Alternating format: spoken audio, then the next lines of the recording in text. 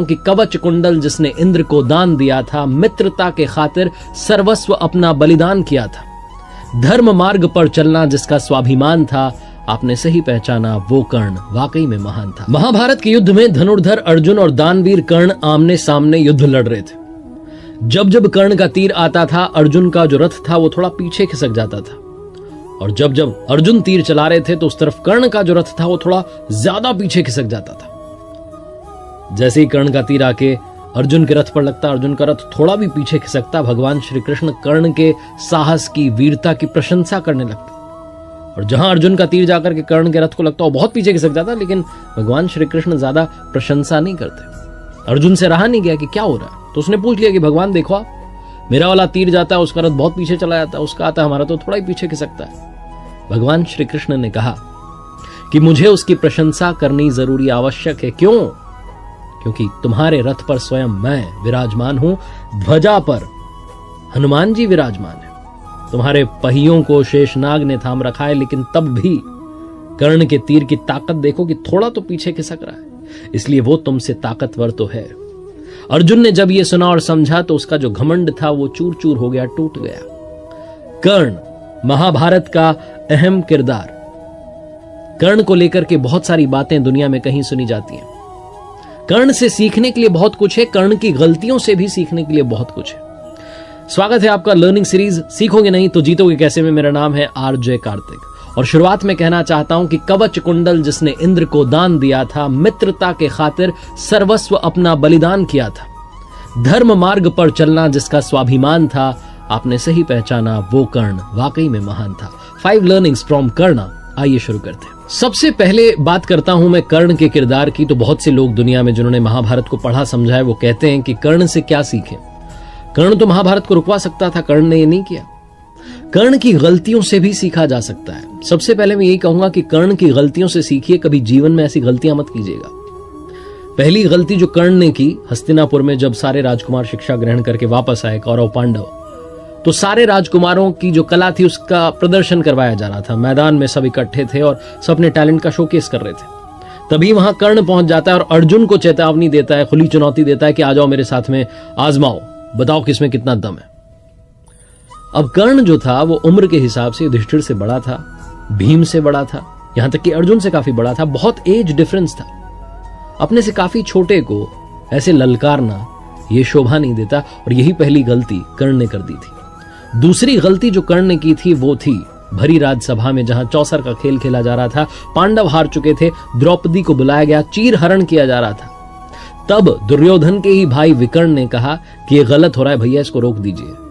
तब कर्ण विकर्ण से बहस करने लगा और कहने लगा कि ऐसी स्त्री के साथ तो यही सब होना चाहिए। बहुत सारे ऐसे शब्द कह दिए जो नहीं कहने चाहिए थे, और वही सब जो शब्द थे, वही जो दृश्य था, वही महाभारत का कारण बना। कर्ण चाहता तो वो रुकवा सकता था, वो नारी का सम्मान कर सकता था, लेकिन वो आवेश में आकर कहता चला गया और युद्ध का कारण बना। इसलिए जीवन में कभी भी किसी भी नारी का अपमान मत करना। दूसरी बात जो सीखी जा सकती है कर्ण के किरदार से, काफी सारी अच्छाइयां भी थी, दानवीर था कर्ण। दूसरी बात जो सीखी जा सकती है वो है बाउंस बैक करना। जीवन में विपरीत परिस्थितियों में भी खुद को टूटने नहीं देना। भगवान श्री कृष्ण और कर्ण का संवाद जब होता है तो कर्ण कहता चला जाता है कि प्रभु मेरे साथ तो सब गलत होता गया, जिस मां ने मुझे जन्म दिया उसने जन्म देते ही त्याग दिया, मुझे क्षत्रिय होते हुए भी क्षत्रिय धर्म निभाने का मौका नहीं मिला, मुझे गुरुकुल में शिक्षा नहीं मिली, मुझे भटकना पड़ा, मेरे साथ हमेशा भेदभाव होता रहा, यहां तक कि द्रौपदी के वहां स्वयंवर में पहुंचा तो वहां भी मुझे अलग कर दिया गया। लेकिन कर्ण के जीवन से जो सीखने वाली बात है, उसने हर परिस्थिति में खुद को ढाला और उससे बाहर निकलने की सोची, बाउंस बैक करने की सोची। जब गुरुकुल में द्रोणाचार्य जी ने मना कर दिया था कर्ण को शिक्षा देने से, तो वो अपना गुरु को ढूंढने के लिए खुद निकल चुका था और गुरु परशुराम के पास जाकर के पहुंच चुका था। कर्ण ने खुद को तैयार किया एक योद्धा के रूप में, और जब जरूरत पड़ी तो अपने मित्र दुर्योधन का साथ देने के लिए महाभारत जैसा इतना बड़ा युद्ध भी लड़ा। तो कर्ण ये सिखाता है कि सिचुएशन चाहे जो हो, आप उससे बाहर निकल सकते हैं, आप बाउंस बैक कर सकते हैं। तीसरी बात जो कर्ण के जीवन से सीखने को मिलती है, शिक्षा का ही नहीं, शिक्षा देने वाले का भी उतना ही सम्मान कीजिए। कर्ण धनुर्विद्या सीखना चाहता था, गुरु द्रोणाचार्य जी के पास जाता है, वहां से इनको लौटा दिया जाता है, कहा जाता है कि हम तो सिर्फ क्षत्रिय को सिखाते हैं। कर्ण को कैसे भी धनुर्विद्या सीखनी होती है तो मालूम चलता है कि भगवान परशुराम जी के यहां सीखी जा सकती है, लेकिन वो सिर्फ ब्राह्मणों को सिखाते थे। तो कर्ण ब्राह्मण होने का नाटक करके वहां पहुंच जाता है कि मैं भी ब्राह्मण हूं, शिक्षा ग्रहण करने लगता है।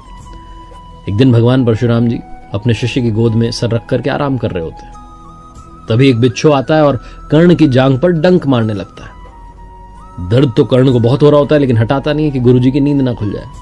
भगवान की नींद खुल गई तो बहुत गुस्सा होंगे, नाराज होंगे, और वो विश्राम कर रहे हैं, उन्हें विश्राम करने दिया जाए तो सह लेता है सारे दर्द को। बिच्छू चला जाता है डंक मार के, खून बहने लगता है। कुछ समय के बाद में भगवान परशुराम की नींद खुलती है। वो देखते हैं कि कर्ण की जांघ में से खून बह रहा है। तो कहते हैं कि तुम ब्राह्मण नहीं हो सकते, इतनी सहनशीलता सिर्फ क्षत्रिय में होती है, कौन हो तुम बताओ। और गुस्सा आ जाता है और वो श्राप दे देते हैं कि तुम मेरी विद्या को तब भूल जाओगे जब सबसे ज्यादा जरूरत होगी, सबसे ज्यादा आवश्यकता होगी, उस समय तुम्हें याद ही नहीं आएगा। कर्ण चरणों में गिर जाता है, कहने लगता भगवान ऐसा श्राप मत दीजिए। लेकिन श्राप एक बार दे दिया, वापस तो लिया नहीं जा सकता। वो कहता है कि मुझे नहीं पता मैं किस कुल में पैदा हुआ, कहां मेरा जन्म हुआ, मुझे कुछ पता ही नहीं है। मुझे बस धनुर्विद्या सीखनी थी, इसलिए आपके पास चला आया। भगवान परशुराम फिर अपने शिष्य को देख करके, दया करके अपना विजय धनुष जो है दे देते हैं। एक और श्राप है जो कर्ण की मृत्यु का कारण बनता है। एक बार जंगल में राक्षस का पीछा करते हुए कर्ण दौड़ा चला जा रहा होता है और वो तीर चला देता है। तो तीर राक्षस की जगह जाकर के गाय को लग जाता है। गाय का स्वामी ब्राह्मण होता है। जब वो ब्राह्मण देव वहां आते हैं तो कहते हैं तुमने क्या कर दिया, एक असहाय को मार दिया। तुम भी जब असहाय रहोगे तो तुम्हें कोई मार देगा। और यही होता है युद्ध भूमि में, जब अर्जुन से सामना होता है तो विद्या भूल जाता है कर्ण। उसके रथ का पहिया दलदल में फंस जाता है, अर्जुन तीर चला देते हैं और कर्ण की मृत्यु हो जाती है। लेकिन सार यह है कि जिसने शिक्षा दी उनका भी सम्मान कीजिए और जो शिक्षा मिली उसका भी सम्मान कीजिए। चौथी बात जो सीखनी चाहिए कर्ण के जीवन से, कर्ण ने ना सिर्फ मित्रता की बल्कि मित्रता को निभाया भी। आज की लाइफ में बहुत सारे फ्रेंड्स होते हैं हमारे, लेकिन बहुत सारे फ्रेंड्स में से बहुत कम फ्रेंड्स होते हैं जो हमारी फ्रेंडशिप को निभाते हैं। कर्ण को मालूम था कि जीत इस महाभारत के युद्ध में पांडवों की होगी, क्योंकि उनके साथ में भगवान श्री कृष्ण खड़े हुए। लेकिन फिर भी कर्ण लड़ता चला गया, एक बार भी ना नहीं कहा। अपने मित्र दुर्योधन को यह भरोसा दिलाता गया कि हमारी जीत होगी, हम लड़ेंगे, हम जीतेंगे। कौरवों की पूरी सेना आंख मूंद करके कर्ण पर विश्वास करती थी। दुर्योधन ने भी मित्रता निभाई थी। जब पांडवों ने कहा कि कर्ण कोई राजा तो है नहीं, हमसे युद्ध कैसे करेगा, तो तुरंत एक राज्य का राजा दुर्योधन ने कर्ण को बना दिया था। कर्ण को जब महाभारत के युद्ध में बीच में मालूम चलता है कि उसकी जो असली मां है वो कुंती है, वो पांडवों का ही भाई है, तब वो मां कुंती को प्रणाम करके कर्ण कहता है कि मां माफ करना, लेकिन इस युद्ध में आपके 5 ही बेटे बचेंगे। युधिष्ठिर रहेंगे, नकुल रहेंगे, सहदेव रहेंगे, भीम रहेंगे, लेकिन अर्जुन और कर्ण में से सिर्फ एक बचेगा, क्योंकि युद्ध तो मां होकर के रहेगा। कर्ण को सब कुछ मालूम था, हार सामने खड़ी थी, लेकिन फिर भी कर्ण लड़ता चला गया अपनी मित्रता के वचन को निभाने के लिए। दोस्ती निभाना अगर सीखना हो तो कर्ण से सीखिए। और आखिरी 5वीं बात जो सीखनी चाहिए कर्ण के जीवन से, अगर आपने दूसरों से ज्यादा कमाया है दुनिया में तो आपका कर्तव्य बनता है कि आप दूसरों के हित के लिए कुछ ना कुछ पैसा उसमें से लगाएं, कुछ डोनेट करें इस समाज के लिए जिसमें से आपने कमाया है। कर्ण सबसे बड़ा दानवीर था। ना सिर्फ उसने मित्रता निभाई बल्कि दानी होने का जो गुण था वो भी जीवन भर निभाया। अंतिम समय में जब अंतिम श्वास कर्ण गिन रहा था, युद्ध भूमि में घायल पड़ा हुआ था, तब भगवान श्री कृष्ण ने अर्जुन से कहा कि कर्ण को याद रखेगा जमाना, याद रखा जाएगा इसके वीरता के गुण के लिए और इसके दानवीर होने के गुण के लिए। तो अर्जुन ने कहा कि ये सबसे बड़ा दानवीर तो नहीं हो सकता।